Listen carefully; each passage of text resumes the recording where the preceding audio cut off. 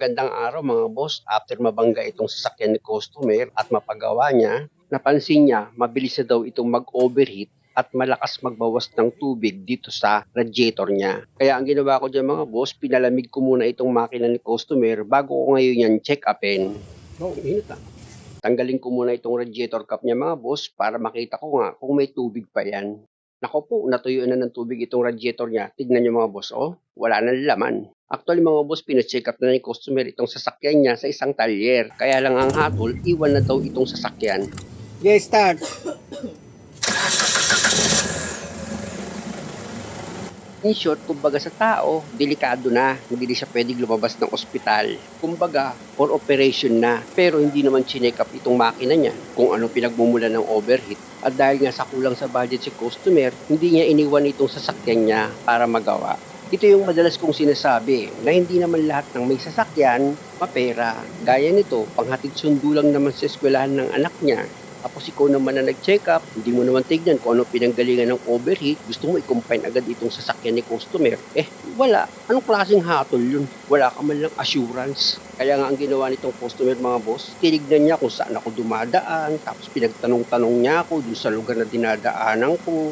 Sa awa naman ng Diyos, nagkita kami. Kaya lang 1 month muna bago ko siya na-schedule. At nang inimbestigahan ko nga si customer, nabangga pala itong harapan ng sasakyan niya. At kung makikita nyo nga itong harapan ng sasakyan ni customer, talagang repair lang. Wala siyang pinapinturahan or pinapalitan na pyesa. Pero mamaya na yan, punta muna ako dito sa tagas ng tubig. Pumutok siguro tong radiator. Pumutok. Nakita nyo naman mga boss, malakas yung tagas ng tubig niya dito sa ilalim ng radiator. Kaya naman pala ang bilis mag-overheat itong makina. Ulang yan ang natero eh. Ha? Ano na? Kung na-disgrasya, pinakpak lang din yung natero para maibalik ko. Ano bangga ba to? Nung nabangga, nag-overheat na, wala nun. Ha? Kung nabangga yan, hindi siya nag-overheat agad eh. Hindi siya nag-overheat agad? No? Sige, patay yung makina. Narinig nyo naman mga boss, repair lang talaga ang ginawa dito ng latero. Hindi na pinapinturahan or nagpalit man ng pyesa dahil nga sa kulang sa budget. Kaya nga sabi ko kay customer na kung magagawan ko ng paraan na hindi ka magpapalit ng radiator, pipilitin kong magawa yon para hindi siya mapagastos ng malaki. Yun nga lang, medyo mahirap ang sitwasyon ko dito mga boss dahil nga sa galing ito sa bangga. Lalo na yung condenser ng aircon, nakadikit yan dito sa radiator. Paano kung nagkaroon ng lamat yan? Tapos paghiwalay ko nitong condenser dito sa radiator, biglang sumingaw yung preyon. Nako, kawawa naman si customer, nadagdagan na naman yung gastos. Kaya nga sabi ko dito sa mag-asawa na customer na kung magagawan ko ito ng paraan na hindi ko nakakalasin yung radiator at marirepair ko na nandyan yan, gagawin ko yun. Balik na ako dito sa ginagawa ko. Sana lang tulungan ako ng Diyos kung paano ko ito gagawin. Na hindi na nga mapapagastos si customer ng malaki. At dahil nga sa tatanggalin ko itong auxiliary pan assembly niya, nakaharang naman itong air filter housing niya. Kaya kakalasin ko yan. Actually, 2 bolt na number 10 yung nakalagay dyan. Pero dito yung nakalagay, isa na lang. Kaya kung makikita yung isang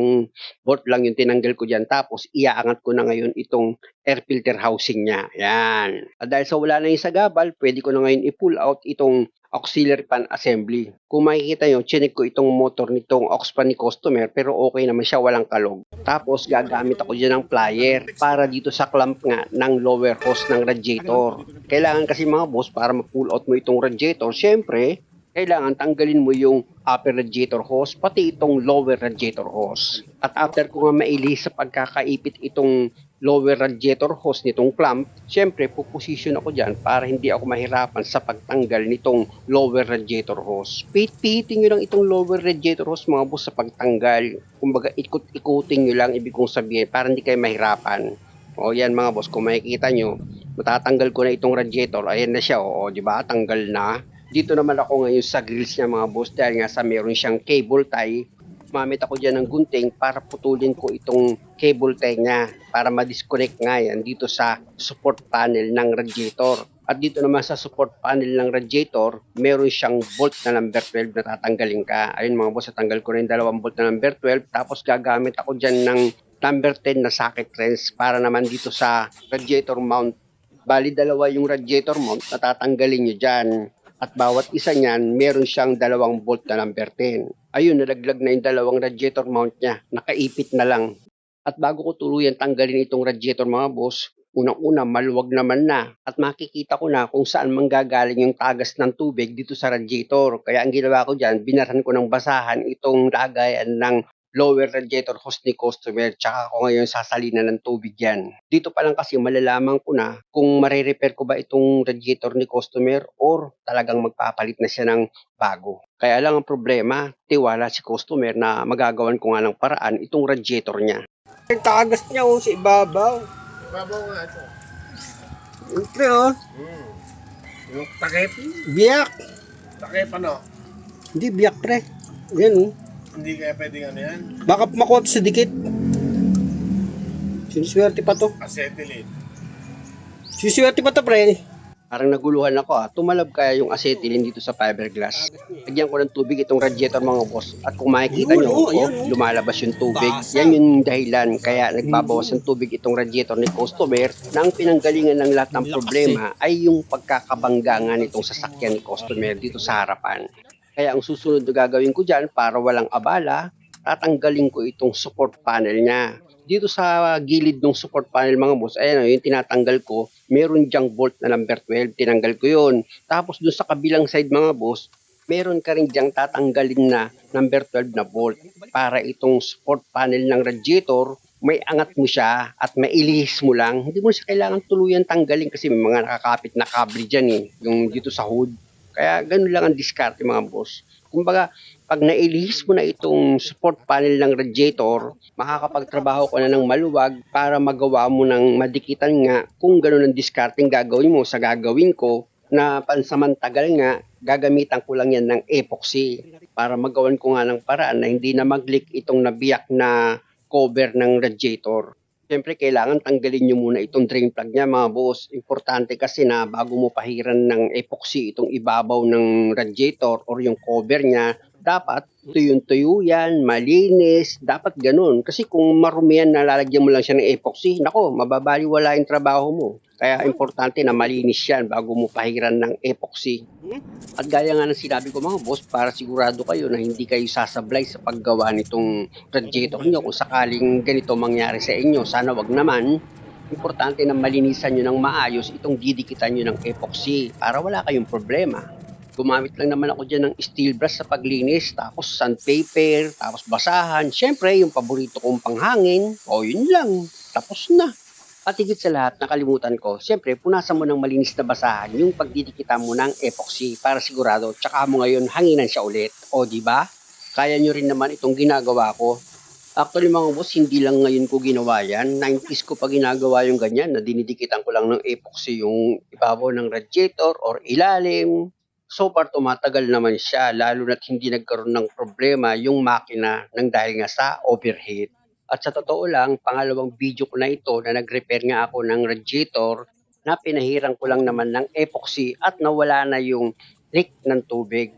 At after ko nga mapahira ng epoxy, itong nabiyak dito sa ibabaw ng radiator ni customer, inilagay ko na rin dyan yung radiator mount niya. Gaya nga ng sinabi ko mga boss, dalawa yung radiator mount nito. Kabilaan, ayan yung pangalawang radiator mount niya, inilagay ko na rin. Tapos ito namang panel support ng radiator, kung makikita nyo, ipoposisyon ko na rin yan. Para habang pinatutuyo ko yung epoxy, hindi naman masayang yung oras na wala akong ginagawa. Isang oras kasi yun bago ma-final yung pagtigas ng epoxy, kaya gawin ko na itong mga tinanggal ko or inilihis ko dito sa ibabaw ng radiator. Ilagay ko na yan. Actually, kaya tinutulungan na ako ni customer dito sa pagkabit ng support panel ng radiator. Kasi nga mga boss, nabangga nga itong sasakyan at nahihirapan ako mag-align nitong support panel. Dahil nga yung mga ilang tornilyo niyan, hindi siya nakasentro pag inilagay mo. Yun nga ang dahil, nabangga kasi itong sasakyan ni customer. Siyempre, kulang sa budget, hindi na pagawa ng maayos. Tapos ikaw naman Natalier, gusto mo iwan agad yung sasakyan. Para anong gagawin? Ayaw mo naman sabihin kung anong gagawin mo. Siyempre si customer, nag-iisip din yan ng ibabayad sa inyo. Wag ganun. Biro nyo dahil sa nangyari na yun, natakot nang magpagawa itong mag-asawa. Dahil nga sa baka daw ma-scam sila. Naghintay tuloy sila ng isang buwan sa akin. Nakita nyo lang umusok yung makina dahil sa overheat inisip nyo agad na malala na yung problema. Samantalang nung dumating sa akin kanina itong sasakyan, ganun din, malala din yung overheat niya, talagang umuusok siya. Pero isa lang ang sinabi ko kay customer. Sabi ko, palamigin muna yung makina. Tsaka natin ngayon, check upin. Ali, pinalamig pa nga namin itong makina ni customer ng 1 oras bago ko sinimulan yung trabaho. At I swear to God, wala ko sinabi sa kanyang mga pananakot na sasabihin ko na, nako, nasira na yung makina, nako, nasira cylinder head, nako, nasira yung ganito. Walang ganun. Alam mo, pangit yung tinatakot mo yung customer, mamaya, atakihin pa yan eh. Alam niyo mga boss, kaya ko naman ito sinasabi sa inyo para maging aware kayo, lalo na yung mga nagpapagawa na wala sila talagang kamalay-malay, di ba? Wala kang kamalay-malay na niloloko ka na pala, ayun ang ibig kong sabihin. Alam niyo kung tutuusin, pwede ko naman iparinig sa inyo yung mga sinasabi ng customer yung sumbong nila, kaya lang masakit sa pandinig at saka may mga foul. Kaya ko naman ini-extend sa inyo yung mga sinasabi ng customer. Baka sakali matauhan kayo, ayun lang naman ang gusto ko. Umaga magising ka, ay mali pala yung ginawa ko. Tandaan niyo mga boss, pag gumagawa naman tayo ng mabuti, ang sabi ng Diyos, hindi naman yan magbubunga ng masama. Pero yung gumagawa ng mabuti, tapos pinapasama mo, nako, kaawa-awa ka talaga. Kahit anong gawin mo sa buhay mo, nakakaawa ka. Pansinin mo, pag nanonood ka ng video ko, tapos gumagawa ka ng masama, magkamali lang ako ng spelling, pronunciation, pinupuntusan mo na agad. Balik na nga ako sa trabaho mga boss, nakita nyo yung tinuro ng daliri ko, di ba? Dito sa baba ng pagkakabitan mo ng radiator, meron siyang guide na pagtutusukan mo niyan, mga boss. Kaya hindi ka naman dyan magkakamali. Para hindi ka mahirapan, kung makikita nyo, kinakapa ko yan kapag itinusok ko na. Ayan o, kita nyo, di ba yung kaliwang kamay ko, ibinaba ko. Kinakapa ko yun para maipasok ko siya dito sa guide. Dito rin sa kabilang side, mga boss, ipasok yun sa guide. Tapos, ito naman, ilapit ko itong camera, mga boss. Wala kang tornilyo kasi na ilalagay dyan. Bali, kung makikita nyo, itutusok nyo lang itong auxiliary pan housing niya dito sa radiator. Meron siyang nakaabang na plastic clip. Itutusok niyo yan. Pagkatusok niyo, maglalak na siya. Bubuka yung lock niya. Ayan o. Oh, yan o. Oh, di ba? Kita niyo, wala nang uga itong auxiliary pan housing niya. At dahil sa okay na yan, pwede mo na ngayon ilagay itong socket wire ng auxiliary pan motor mo. Dapat siguraduhin mo na i-connect mo ng maayos itong socket wire dito sa motor. Mamaya hindi siya umikot may problema ka pa. Akala mo sira. At pag sigurado ka na okay na yung pagkakalagay mo ng socket wire sa motor, o pwede mo na ngayon ilagay itong air filter housing niya. Paglagay naman itong air filter housing, mga boss, meron naman niyang guide, kaya hindi ka rin dyan maliligaw. Alam nyo kaya ko lagi sinasabing madali lang ito gawin? Kasi nga, pinapalakas ko yung loob nyo. At totoo naman na madali lang ilagay itong air filter housing. Dahil nga sana ilagay ko na yung lower radiator hose, dito ka naman ngayon sa upper radiator hose. Siyempre yung clamp niyan mga boss, siguraduhin nyo na maayos yung pagkakalapat niyan dito sa hose. Importante kasi mga boss na hindi siya magkaroon ng leak. Ilapit ko itong camera para makita nyo yung pagkakalagay ko ng clamp. O di ba? Okay naman. Tapos isunod ko naman sa ilalagay itong coolant reservoir niya. Itutusok nyo lang naman itong coolant reservoir mga boss. Tapos yung hose ilagay nyo na dito sa radiator. Dahil sa under observation ito, syempre tubig lang muna yung gagamitin ko gaya ng mga ginagawa ko nung una. Dahil nga sa magli-leak test muna ako. After ko masalina ng tubig itong radiator, pa-start ko na itong makina. Check ko nga itong radiator niya kung meron siyang bula na lalabas. So far wala naman. Kaya dito naman tayo sa ilalim ng sasakyan ni customer kung meron pa siyang leak. O di ba? Wala na siyang leak. At dahil sa wala nang tumutulo dito sa ilalim ng sasakyan ni customer, may bandang radiator, dito naman tayo pumunta sa ibabaw ng radiator kung saan pinahiran ko nga ito ng epoxy. Ayan mga boss, i-close up natin yan para makita nyo yung mga dinikitan ko dito sa ibabaw ng radiator ni customer. Ayan o. Yung ginamit kong epoxy dyan mga boss, syempre naman high temperature yun. Na kahit sindihan mo itong sasakyan, hindi matutunaw itong epoxy. Yun nga lang, wala ka ng sasakyan. Pero may epoxy ka pa rin. Joke lang yun mga boss. Siya nga pala, sinabihan ko na rin dito si customer na kung wala talagang makikita na siyang leak dito sa radiator niya, pwede niya nang i-drain yung tubig dito sa radiator tapos magsalid na siya ngayon ng coolant. At dahil nga sa okay na ito, muli maraming salamat sa panonood. At sana sa bawat video na ginagawa ko, lagi kayong nakakakuha ng idea.